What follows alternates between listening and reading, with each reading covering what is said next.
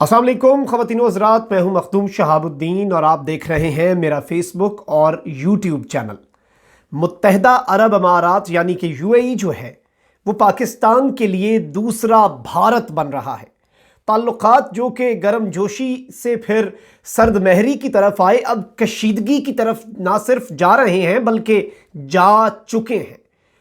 इस वक्त वीज़ों के हिसाब से वहाँ पर जो पाकिस्तानी हैं, लाखों पाकिस्तानी मजदूर हैं, उन सब का कैरियर, उन सब का रोज़गार जो है वो दाव पर लग चुका है।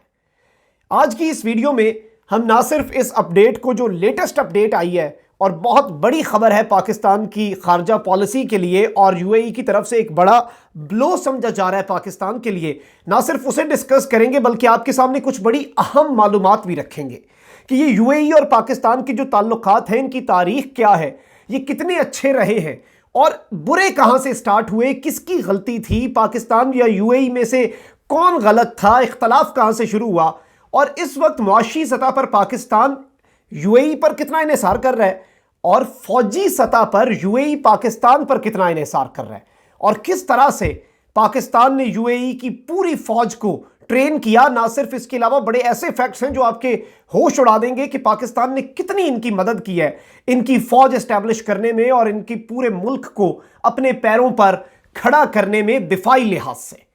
इस सारी सूरत हाल को आज की इस वीडियो में हम आपके सामने रखने जा रहे हैं, लेकिन उससे पहले अगर अभी तक आपने चैनल को सब्सक्राइब नहीं किया तो सब्सक्राइब भी कर लें और घंटी के निशान को भी दबा दें ताकि आने वाली तमाम तर जो वीडियोस हैं वो आप तक पहुंचती रहें और इसी तरह मुकम्मल ईमानदारी के साथ हकाइक पर मबनी मुस्तनद खबरें जो हैं वो मैं और मेरी टीम आप तक पहुंचाते रहें। ख़वातीन व हज़रात, पाकिस्तान और यूएई जो हैं इनके दरमियान अगर हम बात करें कि ताल्लुकात का आगाज़ कब से हुआ तो 1971 में जब से मुत्तहदा अरब अमारात बना है तब से ये ताल्लुकात हैं। And Pakistan was the first country, Pakistan पहला मुल्क था जिसने यूएई को रिकग्नाइज किया, मुत्तहदा अरब अमारात को बाकायदा एक सल्तनत, एक मुल्क जो है वो तस्लीम किया। इसके अंदर अगर मैं आपको बात बताऊं तो पाकिस्तान और यूएई के दरमियान हमेशा से बड़े ही अच्छे ताल्लुकात रहे हैं, इतने गर्म जोशी वाले ताल्लुकात के बहुत असिस्टेंस। अगर मैं सिर्फ मिलिट्री में आपको कुछ ऐसे फैक्ट्स एंड फिगर्स आपके सामने रखता हूं जिससे आपको अंदाजा होगा कि ये कोई वो बात नहीं है कि वो हमारे डोनर रहे हैं, हमें सिर्फ वो पैसा देते रहे हैं, यहां पे सिर्फ तरक्याती मंसूबे लाते रहे हैं, बल्कि पाकिस्तान ने उनकी कितनी मदद की ये भी आपके सामने रखूंगा। ये बात किसी से ढकी छुपी नहीं है कि हम जो है हमने अपने जो सऊदी अरब और मुत्तहदा अरब अमारात से हमें बड़ी एड मिलती रही है, हमारे फाइनेंशियल हालात, हमारी इकॉनमी जो है वो हमेशा से ख़राब होती थी तो मुत्तहदा अरब अमारात या सऊदी अरब हमारी मदद कर दिया करते थे। अभी भी रिसेंटली आपको पता है कि $2 अरब पाकिस्तान के फॉरेन रिजर्व में सऊदी अरब के हैं, इस वक्त 2 अरब वापस कर चुके हैं और 2 अरब यूएई के हैं और ये दोनों वापस मांग चुके हैं। हमने रिक्वेस्ट की, उसे भी इन्होंने कोई उसे खातिर में ये लोग नहीं लाए और इन्होंने कहा कि आप हमारे पैसे किसी भी सूरत वापस करें। लेकिन बात ले चलते हैं पीछे। 1971 में 1971 में यूएई बना, लेकिन उससे भी 3 साल पहले से कहानी शुरू करते हैं। डिफेंस रिलेशंस, मिलिट्री बेस की जो रिलेशंस हैं, दिफाई ताल्लुकात हैं, वो 3 साल पहले मुत्तहदा अरब अमारात के बनने से पहले ही वो शुरू हो चुके थे। शेख ज़ैद जो हैं यूएई के जो फाउंडर कहे जाते हैं, जब ब्रिटिश जो हैं वो अपनी यहाँ से जाने लगे यूएई से और यहाँ पर जो कमान है वो इन्हें सौंपने का मुआहदा हो गया तो उसी वक्त 3 साल पहले उन्होंने पाकिस्तान के साथ ये ताल्लुकात बनाए और पाकिस्तान की रिक्वेस्ट की कि अब हम मुल्क बनने जा रहे हैं अगले 2-3 साल में, तो आप हमें ट्रेनिंग दें, हमारे ट्रूप्स को ट्रेन करें। तो उनकी फ़ौज की ट्रेनिंग हुई, सबसे बड़ी इनकी जो ट्रेनिंग हमने करवाई, आप अंदाज़ा करेंगे बहुत बड़ी बात है जो मैं आपको बताने जा रहा हूँ and this is a fact, ये आप चेक कर सकते हैं। यूएई की एयर फोर्स स्टाफ का जो पहला चीफ था जिसे शेख ज़ैद ने अपॉइंट किया वो थे एयर कमोडोर अयाज अहमद खान, पाकिस्तानी। उनके बाद गुलाम हैदर, जमाल ए खान, फिरोज ए खान, ये सब जो है ये पाकिस्तानी थे और ये इस तरतीब में यूएई की एयर फोर्स के चीफ रहे हैं। यानी कि अगर ये कहा जाए कि चीफ ऑफ एयर स्टाफ जो है यूएई की एयर फोर्स के पहले 5 वो पाकिस्तानी थे।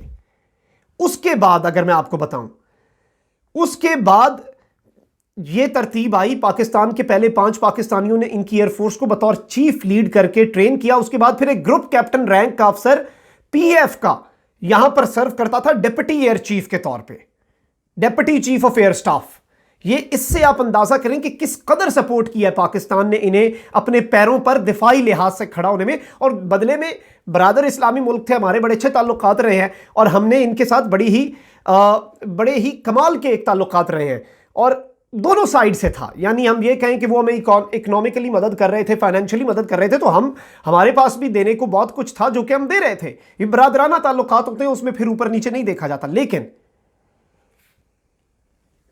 دلچسپ اور بڑی بات، یہ تعلقات خراب کہاں سے ہوئے، خرابی کا آغاز کہاں سے ہوا؟ کچھ لوگ کہتے ہیں کہ ابھی ریسنٹلی کوالالمپور سمٹ اور یہ پوری صورتحال کے اندر خرابی کا آغاز ہوا، لیکن یہ خرابی کا آغاز سٹارٹ ہوا تھا بیسیکلی یمن جنگ میں پاکستان کی فوج نہ بھیجنے کے فیصلے سے. سعودی عرب خاموش رہا تھا اس معاملے پر. سعودی عرب کو ظاہری بات ہے غصہ بہت تھا، لیکن سعودی عرب خاموش رہا. لیکن یو اے ای جو ہے اس نے پاکستان کو ایک احسان فراموش دوست کا ٹائٹل دیا جب پاکستان نے کہا کہ ہم یمن جنگ میں حصہ نہیں لے رہے. ہم کیوں دوسروں کی جنگیں لڑیں؟ ہم کیوں بھائی دوسروں کی جنگیں ہم لڑتے تھے، وہ ہمارے ملک میں آ کے دہشت گردیاں کرتے ہیں. پھر ہم تو بھائی اپنے ملک کو دیکھیں گے. ہم آپ کی جنگ میں آپ کو سپورٹ کر سکتے ہیں، آپ ہمارے بھائی ہیں، آپ کے ساتھ تمام تر تعلقات ٹھیک، لیکن آپ کے کہنے پہ ہم کسی اور برادر اسلامی ملک یا کسی اور ملک کے ساتھ پروکسیاں اور آپ کی ان تمام تر چیزوں میں ہم نہیں ہوں گے. جب پاکستان نے یہ فیصلہ کیا تو یہ بیسیکلی پاکستان اور یو اے ای کے تعلقات میں خرابی جو ہے اس کی پہلی وجہ بنی. اب اگر میں آپ کو ایک اور بات بتاؤں کہ اس وقت حالات کیا ہیں، اس وقت جو یو اے ای ہے، اب 2018 میں پھر یہ حالات خراب ہوئے. 2018 میں کب حالات خراب ہوئے؟ جب کوالالمپور سمٹ جو ہے اس میں پاکستان نے شرکت کی حامی بھری. اب سعودی عرب کے براہ راست تحفظات کی وجہ سے وزیر اعظم عمران خان نہیں گئے تھے. اب جب اس کے بعد سرد مہری میں مزید اضافہ ہوا جب وزیر خارجہ شاہ محمود قریشی جو ہیں انہوں نے مسئلہ کشمیر پر او آئی سی کے کردار پر تحفظات کا اظہار کیا، تو پہلے سے سرد مہری جو کے شکار تعلقات تھے ان میں مزید تناؤ دکھائی دیا. اب اگر بات کی جائے تو یو اے ای اور سعودی عرب اہم اتحادی ہیں آپس میں، اور وہ ایک ہی چیز ہے. کسی بھی صورت سے ان کے ساتھ اگر آپ کے تعلقات میں کوئی خرابی آتی تو یہ دونوں ایک پیج پہ ہوتے ہیں ہمیشہ، اور انہوں نے اپنے آپ کو اس کا ٹھیکیدار بھی، عالم اسلام کا ٹھیکیدار بھی بنایا ہوا ہے. او آئی سی کے اندر بھی انہی کی اجارہ داری ہے. اب یہ اجارہ داری کرے گی کیا؟ یہ اسے اب توڑ کون رہا ہے؟ ترکی. ان کی اجارہ داری کو ترکی توڑ رہا ہے، اور پاکستان کے ترکی کے ساتھ ہیں انتہائی اچھے تعلقات. یہ تیسری بڑی ضرب تھی یو اے ای اور پاکستان کے تعلقات پہ. لیکن پاکستان کا یہ موقف سمجھتے نہیں. پاکستان کہتا ہے بھئی ہم آپ کے ساتھ بھی اچھے، ہم ترکی کے ساتھ بھی اچھے، ہم تو سب کے ساتھ اچھے تعلقات رکھنا چاہتے ہیں، ہم کسی کے ساتھ جنگ نہیں کرنا چاہتے، نہ ہی کسی کی جنگ کا حصہ بننا چاہتے ہیں. لیکن انہوں نے اس بات کو مائنڈ کیا اور اسے دل میں رکھا. اس کے بعد پھر ابھی ریسنٹلی یہ اپڈیٹ آئی، اور اب تیسری ترکی کے ساتھ پاکستان کی بڑھتی ہوئی قربت، اور انہیں یہ جو دھچکا لگا ہوا ہے اور دھڑکا سا لگا ہوا ہے تمام تر عربوں کو کہ کسی بھی صورت یہ پاکستان کے عرب ممالک، پاکستان اور ترکی مل کے کوئی نئی ایک تنظیم بنا لیں گے او آئی سی طرز کی، اور ہمارا جو کردار ہے وہ مکمل طور پر ختم ہو جائے گا. یہ ایک انہیں خطرہ لگا ہوا ہے، اور ترکی کا اس کے اندر بڑا امپورٹنٹ. اب میں اگر آپ کو ایک بات بتاؤں، پاکستان کی ناراضگی جو ہے وہ کیوں ہوئی؟ پاکستان نے آرٹیکل 370 کے اوپر پاکستان کو بھی غصہ تھا، پاکستان کو بھی اس بات کی فرسٹریشن تھی کہ آپ نے بھارت کے بارے میں کوئی بات کیوں نہیں کی، نہ آپ او آئی سی کا اجلاس بلا رہے ہیں، نہ آپ بھارت کو بائیکاٹ کر رہے ہیں، نہ آپ کچھ کر رہے ہیں. اس کے اندر اب ایک بات کہی جائے تو یہ بڑی امپورٹنٹ تھی. اب میں اگر آپ کو ایک اور انٹرسٹنگ چیز بتاؤں تو پاکستان یو اے ای کے اوپر اب فائنینشلی بہت زیادہ انحصار کرتا ہے، اور آئی ایم ایف کے کہنے پر فوریکس ریزرو کی 6 بلین کی رقم میں سے 3 بلین جو ہے وہ یو اے ای نے بھی دیے تھے، جو کہ وہ اب واپس بھی ہم سے مانگ رہے ہیں. تو اب حالات ہوتے کیا ہیں؟ یہ اب یو اے ای آخر چاہتا کیا ہے؟ یہ بڑی بات دلچسپ ہے اور دلچسپی سے خالی نہیں ہے. یو اے ای خود کو عرب ممالک کی چودراہٹ کے لیے تیار کر رہا ہے. یعنی یو اے ای سعودی عرب کا پتہ کٹتا دیکھ کے یو اے ای بیچ میں کود کے، کیونکہ بیسیکلی یہ ایک ہی پیج پہ ہیں. اب یو اے ای اپنی امیج بھی ٹھیک کر رہا ہے، اسرائیل کے ساتھ تعلقات آپ کے سامنے ہیں، اس کے اندر بھی انہیں پاکستان کے اوپر تھوڑا سا غصہ ہے. لیکن اگر آپ کو ایک بات بتاؤں کہ یو اے ای ایک چیز بس چاہتا ہے کہ وہ ترکی کے بلاک میں پاکستان کو نہ دیکھے، اور وہ سعودی عرب اور پاکستان کو ایک جگہ پہ دیکھ رہے ہیں. یعنی وہ پورے حالات کو بڑے ہی اس طرح سے چاہتا ہے جیسے پہلے ہوتا تھا، یعنی آپ کی طرف سے ڈکٹیشن آئی، ہم نے مان لی. لیکن ابھی جو بڑی اپڈیٹ آئی ہے وہ بہت ہی دلچسپ ہے. یعنی بہانہ کرونا ہے لیکن نشانہ کون کون ہے یہ سمجھنے کی ضرورت ہے. یو اے ای کے سفارت خانے نے ایک پابندی لگائی ہے سیاحتی ویزا اور ورک پرمٹ کے اجرا پر. سیاحتی ویزا ٹھیک ہے، ٹورسٹ ویزا کرونا میں آپ بین کریں، ورک پرمٹ جو ہے اس پہ بھی پابندی لگائی گئی ہے. اور پاکستان کے دفتر خارجہ کے ترجمان جو ہیں زاہد حفیظ چودھری، انہوں نے اس کی تصدیق کی ہے، لیکن ان کا ہم اس صورتحال کو دیکھ رہے ہیں، یعنی نہ خلاف بیان دیا ہے نہ انہوں نے اسے ڈیفینڈ کیا ہے، کیونکہ بڑا ہی عجیب سا یہ بیان تھا۔ اب جو بیان یو اے ای کی طرف سے آیا پہلے میں وہ پڑھ کے سنا دوں۔ اس میں کہا گیا ہے کہ یہ اقدام کرونا کی دوسری لہر سے متعلق ہے اور وہ یہی وجہ ہو سکتی ہے، لیکن ویزا پالیسیوں میں تبدیلیوں کی اگرچہ وجہ کرونا بتایا گیا ہے، تاہم سفارتی اور سیاسی مبصرین جو ہیں اس عمل کو اسلام آباد اور یو اے ای کے درمیان تعلقات میں سرد مہری سے تعبیر کر رہے ہیں، اور یہی حقیقت ہے، کیونکہ اگر پابندی کی فہرست والے 1 درجن ممالک جو ہیں جن پہ انہوں نے پابندی لگائی انہیں دیکھا جائے تو ان میں بعض چھوٹے ممالک کے ساتھ وہ مسلمان ممالک بھی شامل ہیں جو او آئی سی کے حوالے سے سعودی عرب اور امارات جو ہے، یو اے ای جو ہے، اس کے کردار پر تنقید کرتے رہے ہیں۔ یعنی ایک پولیٹیکل موو ہے جسے کرونا کے لبادے میں اوڑھ کے ہمارے منہ پہ مارا گیا ہے۔ اب اخبارات جو یو اے ای کے اخبارات ہیں ان میں شائع جو فہرست ہے اس کے مطابق جن ممالک پر پابندی لگائی گئی ان میں افغانستان، عراق، شام، لبنان، لیبیا، کینیا، ایران، ترکی، یمن، تنزانیہ، صومالیہ اور پاکستان ہے۔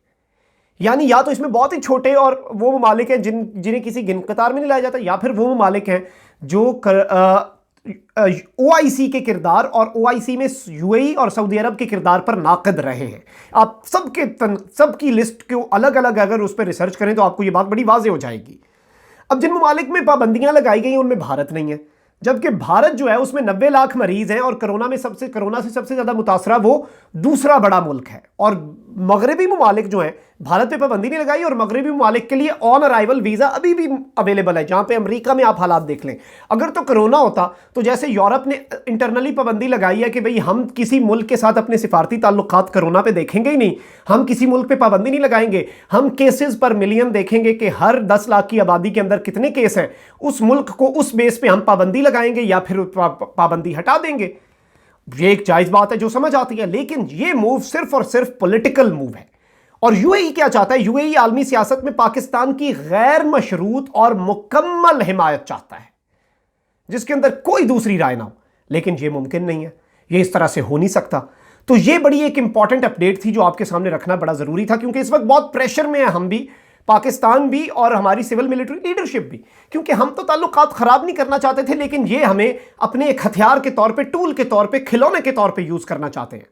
ہم وہ نہیں ہونا چاہتے، ہم کہتے ہیں دوستی رکھیں گے بھائی، آپ کے کہنے پہ کسی سے دشمنی نہیں کریں گے، آپ کے ساتھ ہماری دوستی اسی طرح رہے گی، لیکن یہ اس بات پر راضی نہیں ہو رہے، اور اسی وجہ سے یہ پوری جو انہوں نے کھیل رچایا ہے، اب ورک پرمٹ پر بھی پابندی لگا دی ہے، یہ صرف اور صرف پاکستان سے بدلہ لینے کی ایک ان کی کوشش ہے۔ مخدوم صاحب کو اجازت دیجیے، اپنا بہت خیال رکھیے گا، اپنے ارد گرد لوگوں کا بہت خیال رکھیے گا، اور اس ملک پاکستان جو کہ اللہ تعالیٰ کی ایک بہت بڑی نعمت ہے، اس کا بھی آپ نے خیال رکھنا ہے۔ چینل کو ضرور سبسکرائب کر لیجیے گا، یہ ایک موٹیویشن ہوتی ہے میرے لیے بھی، میری ٹیم کے لیے بھی، اور اسی طرح انشاءاللہ ہم مکمل ایمانداری کے ساتھ حقائق پر مبنی مصدقہ سچی خبریں آپ تک پہنچاتے رہیں گے۔ اللہ نگہبان، پاکستان زندہ باد۔